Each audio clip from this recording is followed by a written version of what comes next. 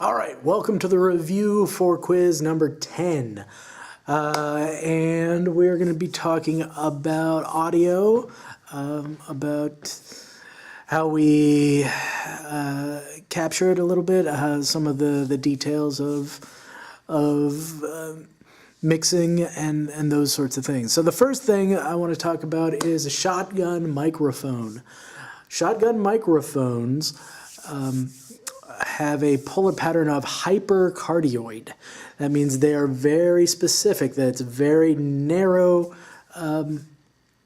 area that they want to pick up sound. They want to reject as much sound as they can from the rest of the environment, which seems the opposite of what a shotgun does. And that is because shotgun microphones are named that because of the shape of the microphone. It looks long and thin, kind of like a shotgun. Oftentimes they are on those poles that you see guys holding over their heads, and it's right above where the actors are standing, just out of frame of the camera. That's usually where those are. It's entertaining to me. Every now and then you'll see one right where the microphone will dip down a little bit and then pop up, and that's always fun to see in a movie. But the dialogue, is the dialogue recorded in mono or in stereo? It is recorded in mono, right? That's usually it ends up being just put in the center speaker if you have a surround sound system. Yeah,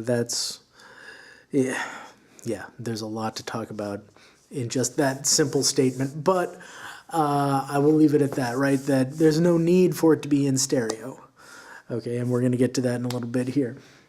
The ambient noise, the things that are just the room tone or the background sounds, or even the music, now that I think of it, all of that ambient stuff, that's probably in stereo. Could possibly be in 5.1, 7.2, whatever, more than stereo, but at least in stereo. But then that leads to this last question of like, okay, so a movie's going to end up being in 5.1, why, or more, why do we have mono dialogue? Why we have only stereo for the background noise? And that is because that allows us to put it anywhere we want in the stereo field.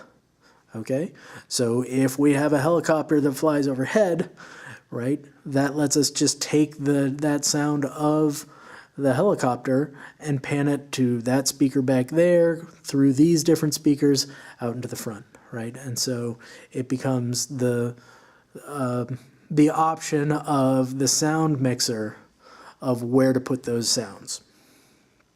Okay, all right, so that's quiz number 10. Thanks.